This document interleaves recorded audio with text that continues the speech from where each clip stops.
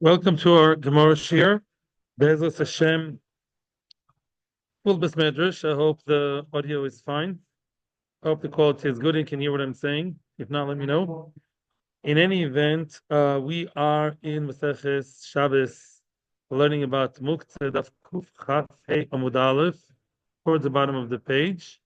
We are, we do have to make some very important, short summary of what we've seen up until now.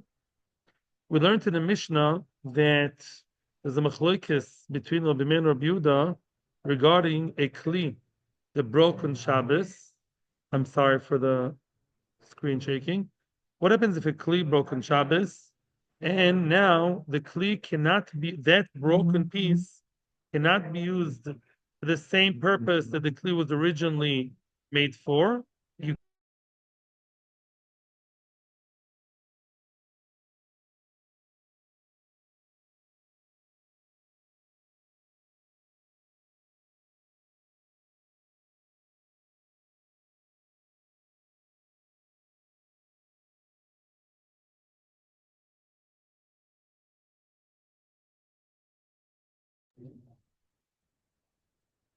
okay? Fine. Sorry about this. Fine. Basically, yeah. So it said there's a machlokes and a tanoim. If an item is broken, the broken piece can be used for a purpose, and not the original purpose that it's made for, that was meant to be used for. Then there's a machlokes whether it's called nolad or not. Do we say that because the purpose is different, do we say it's considered as an entirely new kli, or do we say no? It is considered as a kli, yeah. Nevertheless, it's not nolad because it's still used for something, even though it's something different. Then the Gemara brought a brisa, machlokes between Rabbi Meir and Rabbi Yehuda, about the broken pieces of a tanur. A tanur yoshon, a tanur that's been already forged and formed as a tanur, and that tanur is broken. And the question is, are you allowed to take those broken pieces in the chotzer or not, or the muktzeh or not? So now Abaye wanted to say, same machlokes, right? If we know machlokes Rabbi Meir and Rabbi Yehuda, whether broken pieces are nolad or not, seems to fit very well. Rava claimed no. Rava said, if so, why do they argue about a tanu? They should argue about anything. Why did they pick tanu as the example? This year's Nishmas of Imar Menachem and Akiva for the safe return of all the hostages. Now, the Gemara therefore changed courses. The Gemara, according to Rava, said that really there's a big machlokes whether a tanur that is not completely fitting into the source of heat in the ground. The tanur and the source of heat are overlapping, not in a good way. Some of the heat from the ground, from the subterranean fire, is not heating the tanur. The tanur is not really connected to the ground. Is it halachically called a kli or not? Regarding Tumah V'Tahara. And we saw that Rabbi Yehuda does not consider it to be a kli. Rabbi Yehuda said that it's only considered a kli because tanur, explained, has two disadvantages from being called a kli at all. Why? When the tanur is disconnected, we said it has no bottom. Both bottom and top are hollow. That's not a kli. When is it a kli? When it's attached to the ground. Kli attached to the ground is not mekabel tuma. Oil mitzvah, oil miyotzli. So it's a chiddush HaTorah that tanu, even though it's connected to the ground, it's mekabel tuma. But then Rabbi Yehuda says it's only when it's really connected to the ground in such a way that if it's on top of a bowl, on top of a pit, and the pit there's fire inside, the fire inside really heats up the tanur from the inside properly. Then it's called a tanur. But if it wasn't made that way, if really the heat did not come from underneath, because the tanur is too small to stand by the gap of by the opening of the bore, and the heat does not really heat it properly, because a lot of the heat is running to the side, not straight to the tanur, then it's not called a tanur, it's not called a kli. And now I'm saying something new, which I didn't say yesterday. This is very nice. The one who's saying it is Ovid. Why? Because Ovid really wants to say, interestingly enough, that this machlokes regarding Tumah V'Tahara, it's purely Tumah V'Tahara machlokes, and we learned all the doshas from the psukim. Ovid wants to extrapolate it to Muktzeh. You remember The one who disengaged Tuma from Muktzeh was Abaye regarding a Machat. Yeah, the end of Kuf Kaviyim Lamed Aleph. And now says Rove, yes, Tuma and Shabbos are the same level, same standard. Which is interesting. This is Das Bnei Odom. This is not Das Bnei Odom. But Rove says it's the same. Could be because even Tanur with Das Bnei Odom is not so simple to call it a kli. Because if it's disconnected, it's not closed. If it's connected, it's already not a kli. Could be people also figured that out. Maybe that's why. In any event, Maskif lo Rav Ashi. Rav Ashi now is attacking what we said.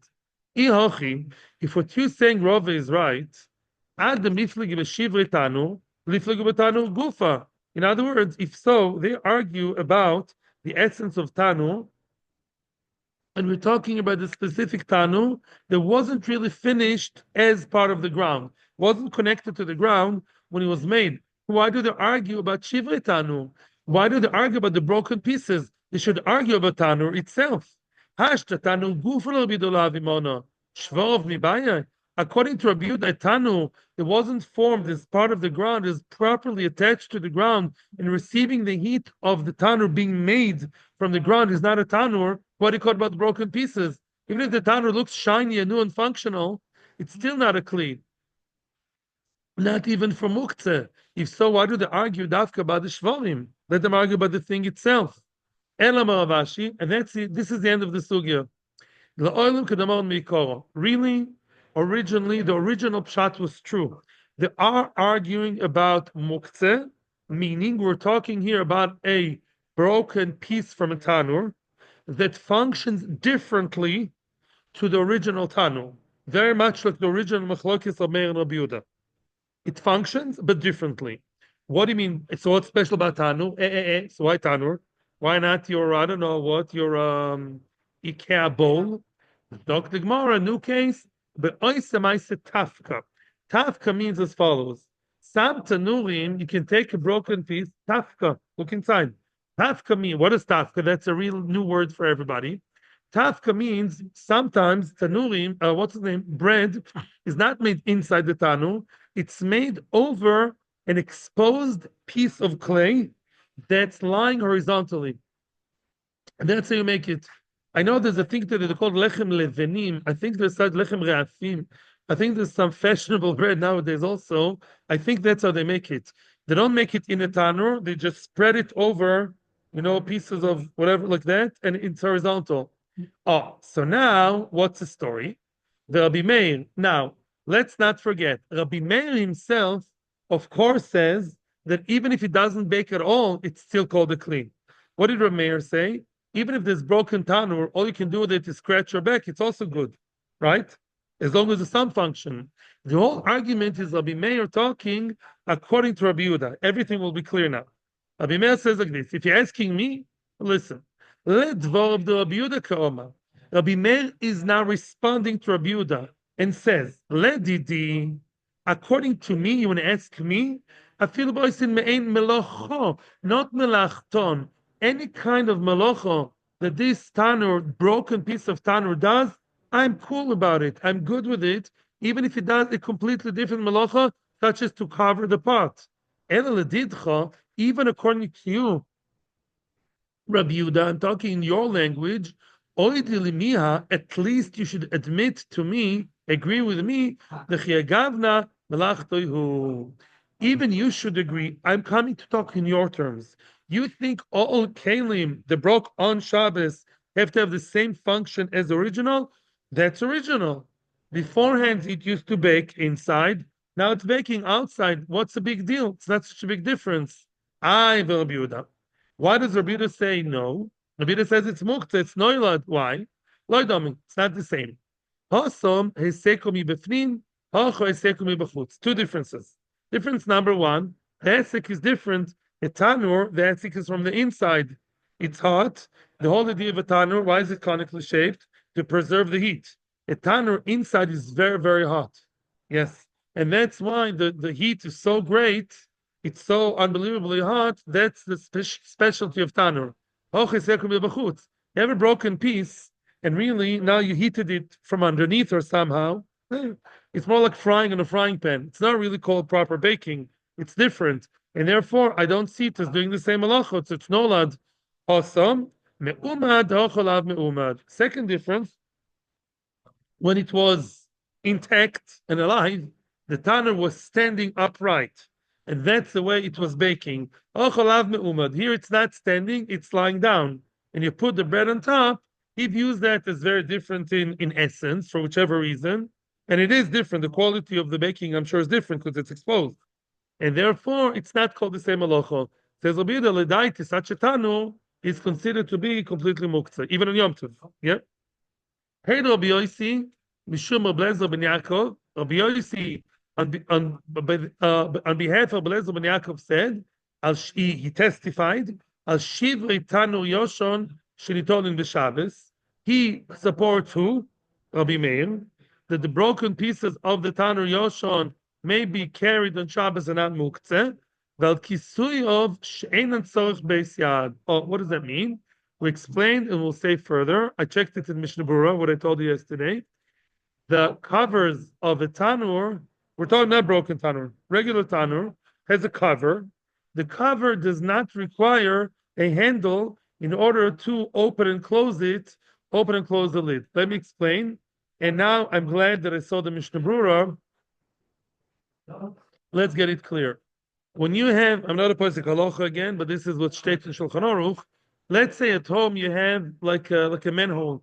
You have like a cover, a round cover that covers the sewage system, the opening to the sewage. To open and close it looks as if you're building. At least it looks like it. If not real bone, it's a shaila, but it's at least as bad as looking because it looks like it's part of the floor. And boom, look. Surprisingly, you open it, right? And you open and close. Looks as if you bone it and so sir the house, right? Now, only if you have a handle, and there it's not even so simple that a handle would help. Meaning, when that cover has a handle, so then it looks not like part of the building, it looks like a handle, looks like a lid. You're opening, closing the lid, and you're not really unearthing a tile. Oh, now in the building, it doesn't necessarily help. That's not so simple. Let's say I have a tanu. Yeah? Let's say I have a tanu. A tanu is something which is not all swallowed in the ground. It is upright. It's three-dimensional, standing connected to the ground, but not really, really inside, like sunk in the ground. It's not built in the ground. If you have a tanu that's built in the ground, you're not allowed to open and close it, even with a handle, because it looks like part of the house. Yeah, Masha'enken, if you have a tanur that stands above ground, and then you have a lid that's what? With a lid, for sure would help. Now we're saying you don't even need a lid. Yeah? If you have a lid to the, I may be wrong, could be that the tanur that's sunk in the ground needs a base yard. Could be then the base yard would help. I'm not sure, I have to check it again. But one thing we know for sure, a tanur that stands above ground doesn't look a part of the ground, all sunk in and built in. Here's a tanur, even though it's connected to the ground and you have a lid, you open and close it, ain't a tzorich beis yad. It doesn't need to have a handle because it doesn't look like you're building the house. You can see the tanur is a separate unit. So even though I don't have a handle on the lid, it's still considered to be something that does not look like building or demolishing. That's what we're saying right now. According to who do we nowadays carry kisu the tanua de matamachsia the enlan beisachiza? Nowadays we tend to open and close the lid of the ovens of matamachsia, of the city of matamachsia, and add special lids without a handle. Come on, you know who do we follow? Ablezer ben Yaakov. We follow Ablezer ben Yaakov, as we just said. Apparently, it's a machloikis. We'll see it later in the Mishnah. And now we paskin that the tanur, although connected to the ground, if it has a lid that doesn't have a handle, the tanur itself is moichiach me'elov, that this is not part of the floor, not part of the house. So it doesn't look like you're building. So opening, closing the lid is fine, even if you don't have the handle. If the tanur is sunk in the ground, then I'm not sure. The could be I got it wrong. Then at least you need a base yard. That's for sure. That even then I'm not sure, but for sure you need a base yard in order to open and close because it does look like part of the ground. I think that would help if I'm not mistaken. Says the Mishnah. Even shebekiruya. Even shebekiruya. So let's think about pumpkins. Yeah, you have a shallow, hollow, hollow pumpkin, emptied out from the inside. You look at the shell of the pumpkin, and you emptied it, and you use it as a bucket. Apparently, I guess that was something normal back then. You take the bucket slash kiruya, that pumpkin, and the problem, it's probably a very nice way to draw water. Never tried it in my life, to be honest with you. But you know what happens? It's too light. It tends to just float in the well of water instead of sinking in. So you know what they did? They would add a stone and connect it and somehow make it connected to the kiruya, and that stone would make it sink. It would add to the weight, making sure it goes down. So now you have a stone in the kiruya, you have a stone in that bucket slash pumpkin. If you fill in, you let it go down, and the stone doesn't fall away, meaning the stone stays there because the stone is well set, attached to the kiruya, then you're allowed to fill with that because the stone is not muktzeh, because the stone is serving the glass, it's serving the keli, and it's part of the keli. It's adding weight properly. Very nice. The imlav ein mimalin bo. If not, let's say that the stone doesn't really, let's say it does fall. It's double negative. It not doesn't fall. Let's say as you make it sink in, your whole kunz, your whole patent doesn't work, and the stone falls away. It's not properly attached. So then, why? You're not allowed to use even the pumpkin without the stone. Why? Since the stone is there, and the stone is not, and you wanted the stone to be there because you wanted the stone to add weight. You did it in a clumsy way, it's not going to help. You realize at some point, oh, if I put this in the ground, in the well, the stone will fall away. So now, but you want the stone there. You didn't forget it there. You wanted it to be there. Then that's the worst case scenario. Because now it became a bossis. Because now you want the stone there. The stone is worth something for you. You may want to use it later. Now the pumpkin became the bossis for the stone. Originally it was meant to be the other way around. But since the stone is not serving the pumpkin, now the pumpkin is serving the stone. So now the whole thing is bosses for the stone. And now it's bosses. Bosses is also, can't use it. You can't fill it. Get a different bucket. Interesting. Next case. For the first case where it does stand, if the stone is a bottle to Absolutely. The first case, the stone, thank you, is misbatel, is completely secondary to the bucket, to the glass, to the pumpkin. Zmoira shikshur betafiach. Zmoira is a branch of the vine.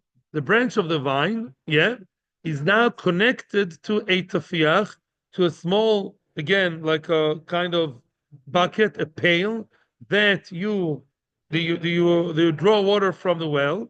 Memalin ba b'Shabbos, you're allowed to fill in that. You're allowed to take the tzmora with the bucket and fill on Shabbos. What's the chiddush? We will see in the Gemara the details, but that Zmora is a very big question. The all types of issues about the Zmora. I'm not going to go into them, but clearly the Zmora is a branch. A branch, as of itself, is Muktzeh, machmas gufoy. If the branch is connected to the tafiach, then the branch is nice, as you said, secondary. And Rashi says, Shavia klilach Zmoira. Zmoira too, once connected to the bucket, is considered to be what? To be a one big keli, and since it's a keli, tafiach is like a pach shempach, is a bucket. Yeah? So that tafiach makes the zmoiro into keli too, and you're allowed to use them. You may ask what's the chiddush, but the Gemara is going to say a lot of things about the zmoiro. We'll see it in the Gemara.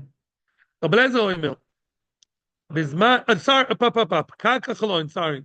What's kaka chaloin? Back then, they didn't have windows like we have. They would have a window, a hole in the wall, right? There were no glasses. I mean, glasses existed, but not whenever. I don't think they were in the windows.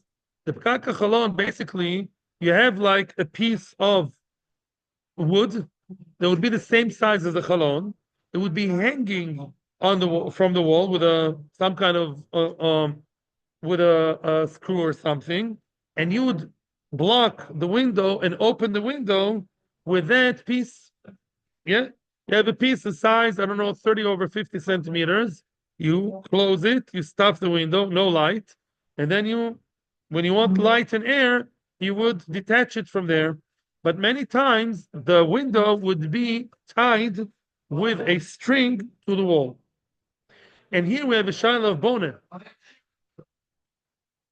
If this item, if that cover is completely detached, you put it on the ground and then you put it back on the window, inside the window frame, it looks like you're boning, looks like you're building. And then you're detaching, consider that maybe you are demolishing, at least looks like you do. So that's again a whole entire page in the Gemara. In the Mishnah, it's just a taste of it. That cover of the window, Bizman shu kosher v'tolui boy boy. When it's kosher v'tolui, when it is both tied to the wall and hanging. Hanging means hanging, and one pshat at least in the Gemara, it doesn't reach the ground. It's still hanging, pending, and doesn't reach the ground. If it reaches the ground, it's already too detached. It's already a whole new place.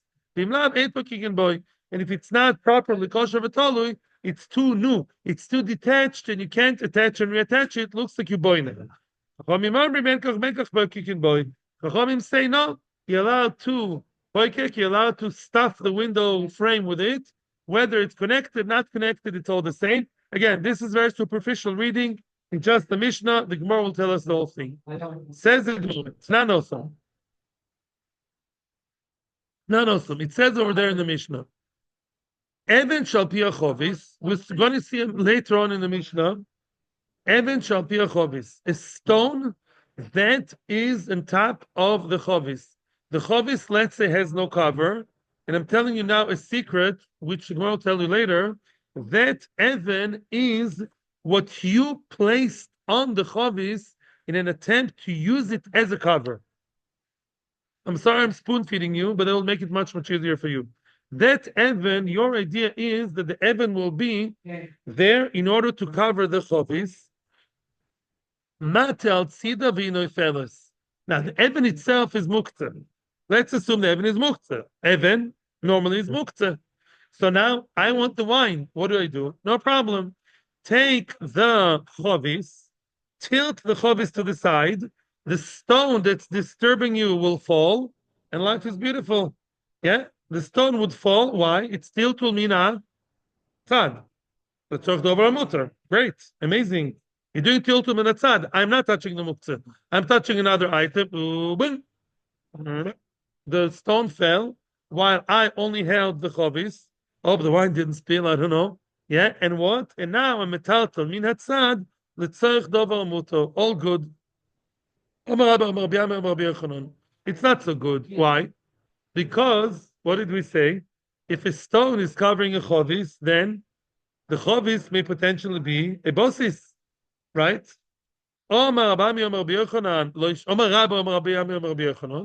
Listen to the words. This is Rabbi talking, quoting Rabbi Yochanan. Quoting Rabbi Yami and Rabbi Yochanan. This is only true when the person is a shocheach. What's shocheach? If you forgot the even over there, the stone, and you did not mean it to be a cover, then it did not become a bosis. We all know that if you forget something on a table before Shabbos, oh, I didn't remember that I put the phone, let's say, on the table. Who did that? Ah, I did. No intention, dafka, to put it there, so it should be there on Shabbos. Then what do we say? That's not a bosis. Then it's okay. Take the chovis, right, and tilt it, do what you want.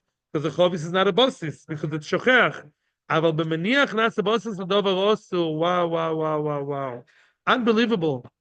If I place the stone there in order to make it a cover, then it's a bosis l'dover osu. Why?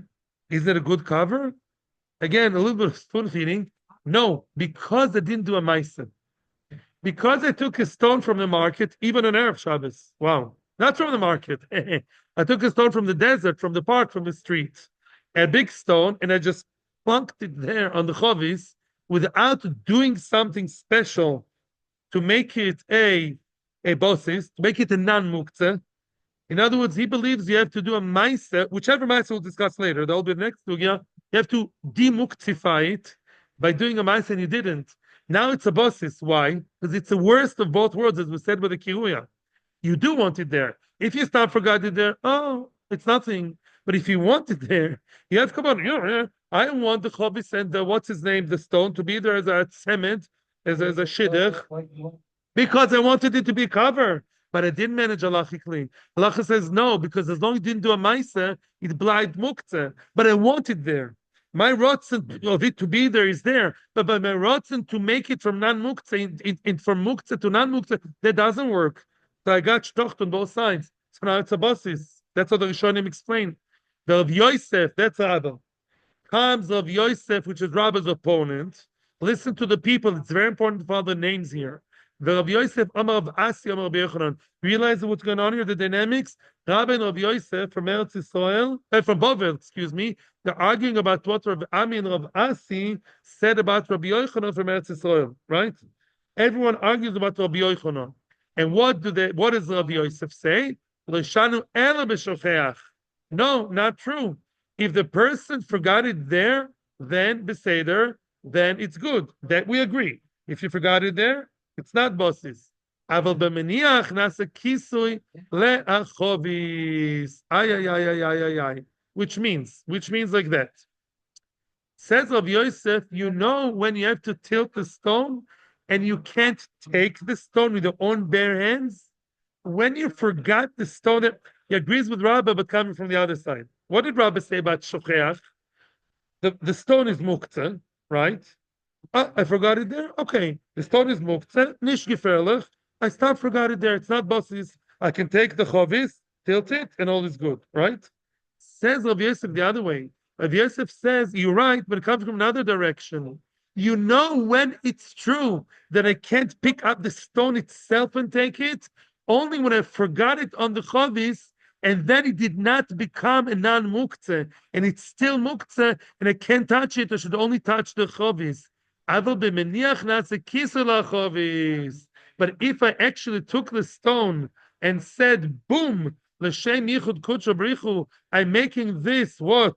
This stone, I'm making it a cover for the chovis, then what? Without any special ma'aseh, just by my decision, it becomes non-muktzeh, boom, magic. It's now not muktzeh, and I don't need to tilt it. I can take the stone itself. I can take the stone by a dime or bare hands, and I don't have to clap al chet on Yom Kippur. Because really, I can take it because now it's a cover for the chovis. Why? Because they're designated to be a cover, and that's all I have to do. I don't need to do anything at all to make it non-muktzeh. Amar Rabba, says Rabba, Mutvina nashmaitin. I will challenge myself. Yeah, the Gemara says it also somewhere in Kiddushin. Mutvina nashmaitin, Rabba says, I'm going to challenge my own words. I'm going to question what I said from the Mishnah. What did our Mishnah say? Ha'even shabekiruya. The even, the stone that's inside that, interesting bucket, interesting pumpkin-made bucket. If you have the stone over there, the stone doesn't fall, you're allowed to be memalim. Oh, you see that a stone that was plunked into that glass without any special ma'aseh. It's not put it there. But as long as it's heavy enough that it would stay throughout the drawing water process, you are allowed to use it. Oh, without doing any special ma'aseh. You put the stone there without a ma'aseh, and yet you see that it's a non-muktzeh. That's against what I say, says Rabbah. And says the Gemara, don't worry, Rabbah. No, it's okay. The Mishnah fits very well with you. Awesome, came in the Hadka Shav Yadoifen. And Achnami, over there you did do a ma'aseh. Says Rashi, Hidka, Choshro Yofe. What's lahadek in Hebrew? To attach. Yeah, like mehadek. Because over there you did, I'm not sure how, but you somehow connected it physically. In Achnami, you did. You tied it, you wedged it well with the ma'aseh. That's why it's bottled to the glass, and it's part of the kli. But in Achnami, if you threw it in without a ma'aseh, then Rabbah is possibly right and it's a muktzeh because he didn't do a ma'aseh to de-muktehfy it. That's Abba. Very good. Abba Yosef.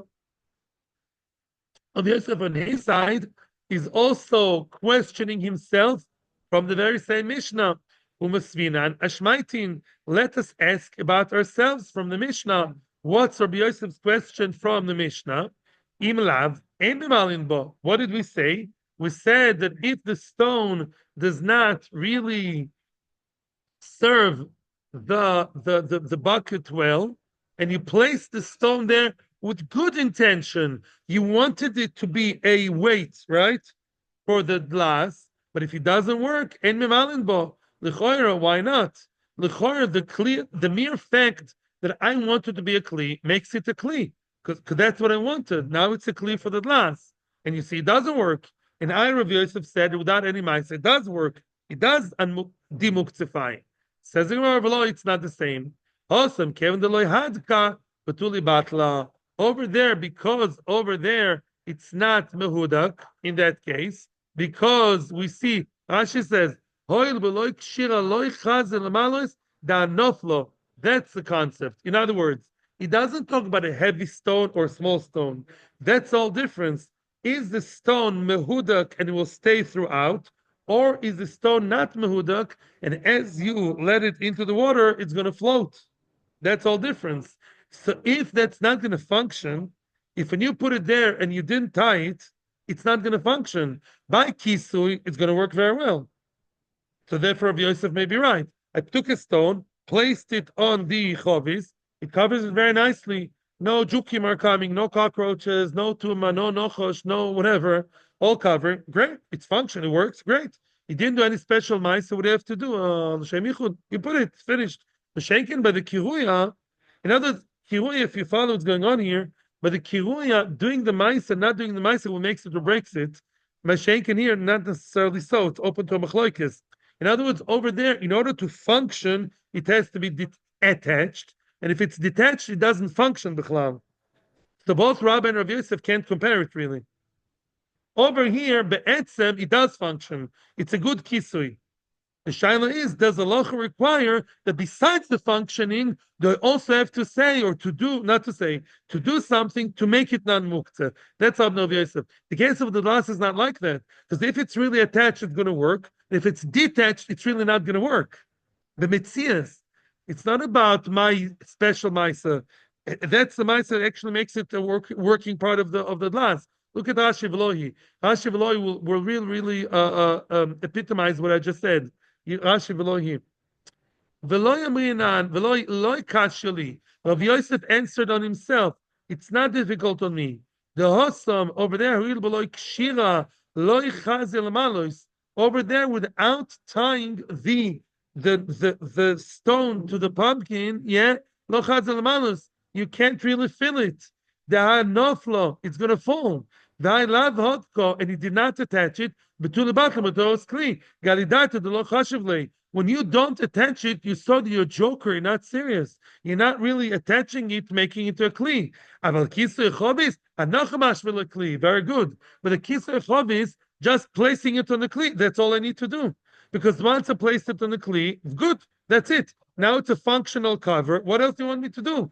To start shining it, sharpening it, coloring it red, blue, and white. What do you want me to do? That's it. It's functioning. The shaker over there, but the kiruya, if I'm not really attaching it, it's not going to work. It's going to function as part of the kli. Then, of course, it's not part of the kli. Very good. Now, the Azdul Tamai, if we follow the names, who was quoted by Rabba and by Rav Yosef? Rabbi Ami and Rabbi Asi, right? Rav Ami and Rav Asi, yeah. Rav Ami was quoted by Rabbah as needing to do a ma'aseh, and Rav Asi as not needing to do a ma'aseh. So let's see. The Azdul, yeah, they both follow their own reasoning, and I would stop here because I didn't see any further in the Gemara. I will continue a little bit, okay? Let's try and follow along. And we're going to repeat that tomorrow. When Rav Dimi came from Bavel, from Eretz Yisrael to Bavel, Rav Chanina, he quoted Rav Chanina, The Amrila Rab Zera Rab Chanina. Rab Zera was the other Moira who moved back and forth, and Rab Zera moved from all the time from back and forth from Eretz Yisrael to Bavel. He also quoted Rab Chanina. What's his story? Pa'amachas, yeah, there was one time, once upon a time, Holach Rebbe went Lamakom Echad. Rebbe went somewhere. Umatza Nidbach Shel Avonim. He found Avonim, says Rashi, Stulois Umuktzeh Labinyan. He found like a line of stones, a row of stones that seemed to be, yeah, they're set aside to be built with. Vomer LeTalmidav, he told the Talmidim, and this was on Friday, by the way, it was on Friday. He told the Talmidim, Tz'u v'chishvu, go out and chishvu, you should like dedicate in your mind, dedicate those stones, according to opinion number one, Rebbe did not require Maisa. Nothing, they didn't have to do anything, they just had to decide in their minds, those stones that are meant for binyan, if they're meant for binyan, then what? Then it's machmas cheson kis, or it's muktzeh for, according to Rabbi for something else. But if you think that will be my sitting thing, that's good enough. Rabbi Yochanan says, Itzrichen Rebbe le maiseh. Yeah? And Rabbi Yochanan said, no. He actually told them you have to do something. It's not enough to think about us sitting there. We have to really do something with those stones in order to require the maiseh. My Omar lehu. What was the maiseh that was required? Now it starts Mechlokes Rabbi Ami and Rabbi Asi. Rabbi Ami, which said what? Let's see. Rabbi Ami said before that we need a maiseh. Meniach, it's Moses, right? Rabbi Ami required a maiseh. Omar tz'u v'lamdum. You have to actually do a maiseh. You have to set them differently. Set them the way we want them to be tomorrow, so you don't have to touch them tomorrow. You know why? Because the maisa that will do will not help them, which means you now decided in your mind that will be our chairs. These will be our chairs. You now have to set them as chairs, not because the maisa will help, because there's no maisa you can do to the chairs that's good enough, to those stones that are good enough. And therefore, because tomorrow you will not be able to move them, move it now to the right place you want to sit in, because the machshava or the regular thing, just deciding is not good enough. So tomorrow you'll not be able to move them. So now you should move them to the preferred place, because I require a maisa and the maisa wasn't done. Oh yeah, nah. Rabbi Ami said no. Rabbi Ami said just smooth them. What do you mean to smooth? It's a joke. Meaning just the maisa koldehu. Even the slightest maisa koldehu, and because right, Rabbi, yeah. In other words, Rabbi Asi says you don't really need the maisa. Only need to do something symbolic, like go and like clear the dust from it to show symbolically that you need a small maisa, just like putting on the chavis. There's no extra maisa required. Just make something small, and that's enough. That's Rabbi Asi l'shitosoi that does not require proper maisa. That's one way of explaining it. The rest we'll see tomorrow. It's 5 to 10, and tomorrow Mitzvah Hashem will start from Itma. I hope everyone gets better. Get a bit bigger crowd tomorrow. Thank you for coming, and thank you from Nam Loen. It's a beautiful place, and thank you to Torah Anytime and our YouTube viewers. Thank you very much. Atzlocha v'chol tuv. And thank you to those who watch us from America by Zoom.